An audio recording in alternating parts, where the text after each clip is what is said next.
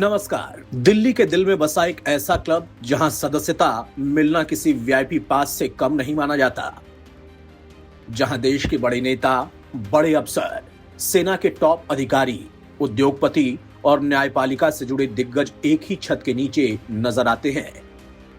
हम बात कर रहे हैं दिल्ली जिमखाना क्लब की, एक ऐसा क्लब जिसका इतिहास सीधे ब्रिटिश राज और लुटियंस दिल्ली से जुड़ा हुआ है। लेकिन सवाल यह है कि आखिर ये जिमखाना क्लब बना कैसे, इसका इतना रसूख क्यों है और इसके सदस्य कौन होते हैं। आज के इस एक्सप्लेनर में पूरी कहानी समझेंगे आसान भाषा में। क्लब की शुरुआत कैसे हुई? साल था 1913। ब्रिटिश सरकार ने फैसला किया कि भारत की राजधानी कोलकाता से हटाकर दिल्ली लाई जाएगी। नई राजधानी बसाई जा रही थी और अंग्रेज अधिकारियों को चाहिए थी एक ऐसी आलीशान जगह जहां पर वो खेल सके, मीटिंग कर सके और अपने सामाजिक कार्यक्रम कर सके। इसी सोच के साथ 3 जुलाई 1913 को बना इंपीरियल दिल्ली जिमखाना क्लब। उस समय ये क्लब सिर्फ ब्रिटिश अधिकारियों और एलीट वर्ग के लिए हुआ करता था। जमीन और डिजाइन की कहानी। जब नई दिल्ली का नक्शा तैयार किया जा रहा था, तब मशहूर आर्किटेक्ट एडविन लुटियंस ने इस क्लब के लिए करीब 27 एकड़ की बेहद कीमती जमीन तय की। यही वजह है कि आज भी ये क्लब लुटियंस दिल्ली के सबसे प्राइम इलाके में मौजूद है। यहाँ पोलो, टेनिस, गोल्फ, डाइनिंग और हाई प्रोफाइल सोशल गैदरिंग्स होती थी। ब्रिटिश दौर में इसे सत्ता और रुतबे का प्रतीक माना जाता था।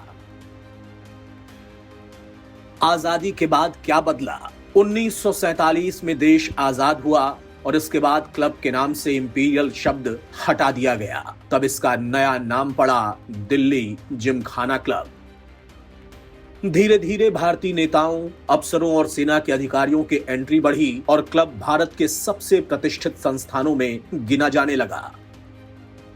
सदस्य कौन होते हैं? अब सबसे बड़ा सवाल कि आखिर इस क्लब का सदस्य कौन बन सकता है। असल में यहाँ सदस्यता पाना बेहद मुश्किल माना जाता है। कई लोगों को वर्षों तक वेटिंग में रहना पड़ता है। इसके सदस्यों में आमतौर पर शामिल होते हैं बड़े राजनेता, आईएएस, आईपीएस और आईएफएस अधिकारी, सेना, वायुसेना और नौसेना के वरिष्ठ अधिकारी, सुप्रीम कोर्ट और हाई कोर्ट के जज, बड़े उद्योगपति, वरिष्ठ पत्रकार और चर्चित हस्तियां।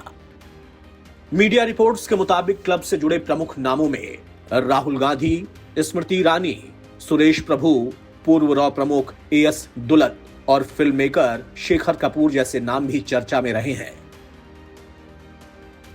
सदस्य सूची सार्वजनिक क्यों नहीं होती?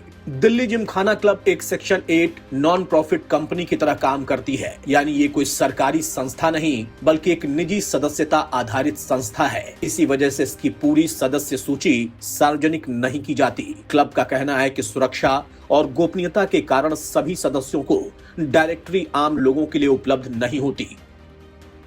विवाद और सरकारी दखल। पिछले कुछ वर्षों में क्लब विवादों में भी रहा। सदस्यता प्रक्रिया, वित्तीय अनियमितताओं और प्रशासनिक मुद्दों को लेकर मामला अदालतों तक पहुंचा।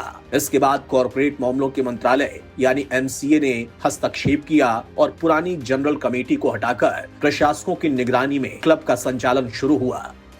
यानी देश के सबसे प्रतिष्ठित क्लबों में शामिल ये संस्था अब सिर्फ ऐतिहासिक पहचान ही नहीं बल्कि प्रशासनिक विवादों की वजह से भी चर्चा में रहती है। तो ये था दिल्ली जिमखाना क्लब का पूरा इतिहास। एक ऐसा क्लब जो कभी ब्रिटिश अधिकारियों का एलीट सेंटर था और आज भारत के सबसे प्रभावशाली लोगों का नेटवर्क माना जाता है। लेकिन सवाल अब भी वही है, क्या ऐसे प्रतिष्ठित क्लब सिर्फ सामाजिक संस्थाएं हैं या फिर देश की पावर नेटवर्किंग का सबसे बड़ा अड्डा? आपकी राय क्या है? जरूर बताएं।